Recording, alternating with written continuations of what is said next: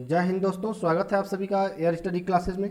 दोस्तों, इस वीडियो में बात करेंगे उत्तर प्रदेश अधीनस्थ सेवा चयन आयोग के ऑफिशियल आंसर की को लेकर के। यूपी पीईटी की जो ऑफिशियल आंसर की आ गई है, अगर आपने नहीं देखा तो आप यूपी पीईटी की जो ऑफिशियल वेबसाइट है वहाँ पर जाकर के अधीनस्थ सेवा चयन आयोग की ऑफिशियल वेबसाइट से आप उसको देख सकते हैं।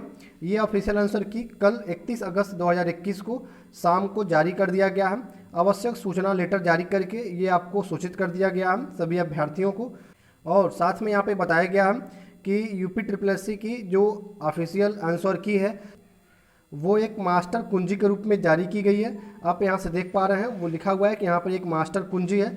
अब ये मास्टर कुंजी क्या होता है, इस पर हम बात करेंगे। साथ में ये ऑफिशियल आंसर की आपको कहाँ से मिलेगी, तो आप यूपी ट्रिपल एस सी की जो ऑफिशियल वेबसाइट है UPSSC.gov.in आप यहाँ देख पा रहे हैं। यहाँ पे जाकर के आप अपनी ऑफिशियल आंसर की को डाउनलोड कर लेंगे। वो आपको 3 पेज में मिलेगा।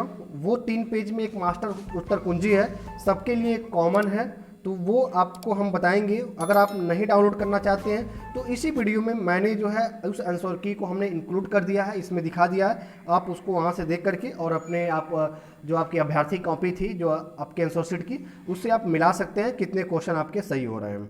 दोस्तों, इसके साथ आपको बता दें कि अगर आपने यहाँ पे लिखा हुआ है कि ऑब्जेक्शन राइज, अगर आपके कोई भी क्वेश्चन को लेकर के डाउट है तो आप यूपी ट्रिपल एस सी की ऑफिशियल वेबसाइट पर लिंक है, वहाँ से जाके अपना डाउट भेज सकते हैं, अपना क्लेम कर सकते हैं। उस उत्तर की जांच की जाएगी। अगर वो आपका बताया गया उत्तर सही होता है तो आपको नंबर मिल जाएगा। अगर जो है ऑफिशियल आंसर की का उत्तर सही है तो आपका जो क्लेम है वो रिजेक्ट कर दिया जाएगा। तो यहाँ पर आप देख लेंगे। साथ में जो है यहाँ पे एक और चीज़ दिया हुआ है कि अगर आप अपना क्लेम डाक द्वारा भेजते हैं या फिर किसी प्रत्यावेदन द्वारा भेजते हैं तो वो स्वीकार नहीं किया जाएगा। तो आप जो है डाक द्वारा नहीं भेजेंगे बल्कि इसको ऑनलाइन ही अपना दर्ज कराएंगे यूपी ट्रिपल एस सी की ऑफिशियल वेबसाइट पर जाकर। दोस्तों, आगे बात कर लेते हैं आंसर की। तो ये मास्टर ऑफिशियल आंसर की है। मास्टर की क्या होता है कि जैसे आपने जाना कि जो आपके पेपर हुए थे आप यूपी पीईटी का 24 अगस्त को 2 पालियों में परीक्षा कराई गई थी, तो दोनों पालियों के पेपर अलग अलग थे, 100 क्वेश्चन थे। तो यहाँ पे हर एक पाली का जो पेपर था वो आपका 8 सेट में मिला हुआ था। 8 प्रश्न पत्र था वहाँ पे आपका। ए था, बी था, सी था, डी था, है ना, ई था, एफ, जी और एच। इस तरह कुल 8 सेट में आपके पेपर जो है थे। अब 8 सेट में पेपर थे, क्वेश्चन जो है सब में तो एक ही थे लेकिन आगे पीछे थे। उसका सीक्वेंस जो है ऊपर नीचे था, आगे पीछे था, तो सीक्वेंस बदला रहता है। यहाँ पे जो मास्टर की दी गई है, ये जो एक्चुअल में मास्टर की होती है वो मास्टर की नहीं है। मास्टर की वो होता है कि कोई भी सेट हो, सभी सेट के 1 से 100 तक या जो भी प्रश्न होते हैं उसके सभी विकल्प जो सही विकल्प होते हैं उनकी सीरीज एक ही होती है। लेकिन यहाँ पे जो मास्टर की दी गई है, ये मास्टर की का जो सीरीज है वो अलग है।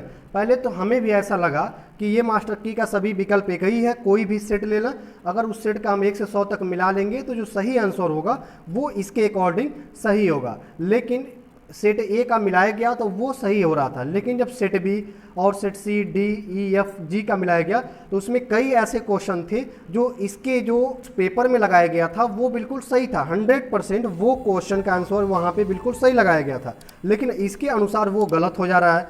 तो फिर ये पाया गया कि ये केवल मास्टर की लिखा हुआ है, लेकिन एक्चुअल में ये मास्टर की है नहीं। ये मास्टर की किस बेस पे इसको बना दिए हैं, किस बेस पे आयोग इसको मास्टर की कह रहा है, वो मैं आपको बता रहा हूँ। यहाँ पर आयोग इसे मास्टर की क्यों कह रहा है वो मैं आपको बता रहा हूँ कि आयोग की नज़र में ये मास्टर की इस प्रकार है कि आपके जो पेपर कराए गए थे 2 पालियों में कराए गए थे, 2 शिफ्ट में हुए थे। पहला शिफ्ट में और दूसरा शिफ्ट में 2 पेपर हुआ था। अब पहले शिफ्ट में जो पीईटी का पेपर हुआ था उसका जो पेपर का कोड था, वो जो सबका एक कॉमन कोड था शिफ्ट 1 का, वो था बीटा 21।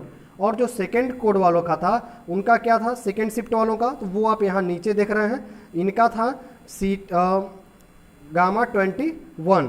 तो सेकेंड शिफ्ट का गामा 21 था, ये सबका था, चाहे ए हो, बी हो, सी हो, डी हो, ई, एफ, जी, एच, सभी 8 सेट का जो एक कॉमन पेपर कोड था वो गामा 21 था। और शिफ्ट 1 वालों का क्या था, तो बीटा 21 था।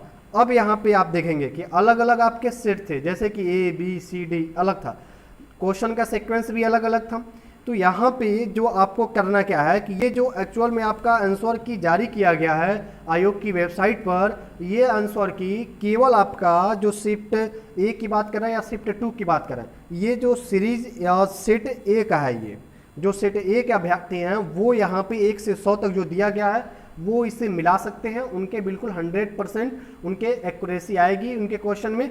यहाँ पे जो है आप देखेंगे तो ये सेट 1 का है, जो सेट 1 के जो अभ्यर्थी थे जिनका पेपर सेट ए था वो यहाँ पे मिला सकते हैं 1 से 100 तक, ये उसी का जारी किया गया है।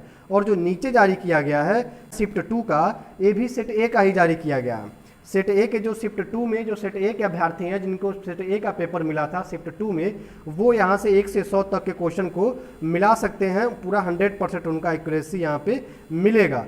तो दोनों जो जारी किया गया है ये दोनों सेट ए का जारी किया गया है, चाहे शिफ्ट 1 की बात करें या शिफ्ट 2 की बात करें।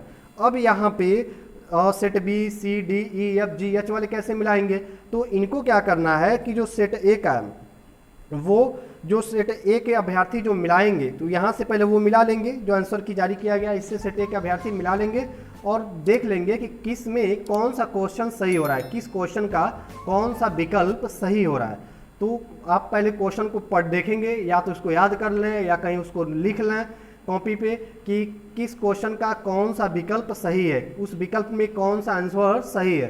फिर उसके बाद से आप अपने सेट में जाएंगे, सेट बी में C D E F G H में, और वहाँ पे देखेंगे कि वो क्वेश्चन कहाँ पर है और उस क्वेश्चन का आपने कौन सा विकल्प लगाया है, कौन सा जो है आंसर आपने लगाया है और कौन सा आंसर वहाँ पे जो आयोग ने उसको सही माना है।